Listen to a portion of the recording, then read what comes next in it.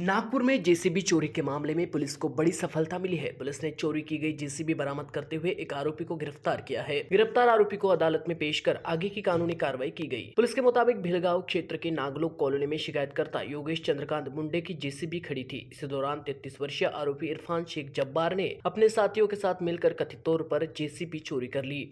घटना के बाद यशोधरा नगर पुलिस थाने में शिकायत दर्ज की गई और पुलिस ने मामले की जाँच शुरू कर दी। जाँच के दौरान पुलिस ने चोरी की गई जेसीबी को बरामद कर लिया। जाँच में 33 वर्षीय इरफान शेख जब्बार का नाम सामने आने के बाद पुलिस ने उसे गिरफ्तार कर लिया। वरिष्ठ पुलिस अधिकारियों के मार्गदर्शन में की गई कार्रवाई के बाद आरोपी को माननीय न्यायालय के समक्ष पेश किया गया। फिलहाल पुलिस इस पूरे मामले की जांच कर रही है। आम्ही पोलीस उपनिरीक्षक नीलकंठ नन्नावरे, पोलीस ठाणे यशोधरा नगर, नागपूर शहर।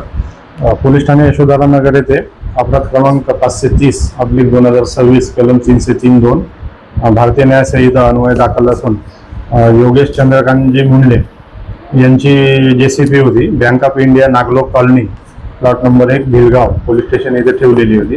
तिथून आरोपितांनी सदर जेसीबी चोरी केली होती। ती जेसीबी आम्ही ताब्यात घेऊन आरोपी नामे शेख इरफान शेख जब्बार वय 33 वर्ष याच्याकडून जेसीबी जप्त केली।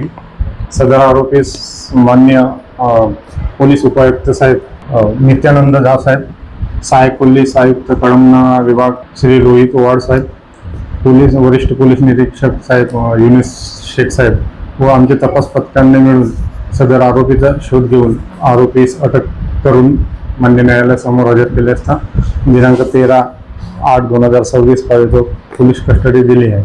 तरी सदर आरोपी चोरी करण्यासाठी त्यांचे साथीदार व ती जेसीबी कोणाला विकणार होते काय याबाबत अधिक तपास मान्य वरिष्ठांच्या मार्गदर्शनात सुरू आहे।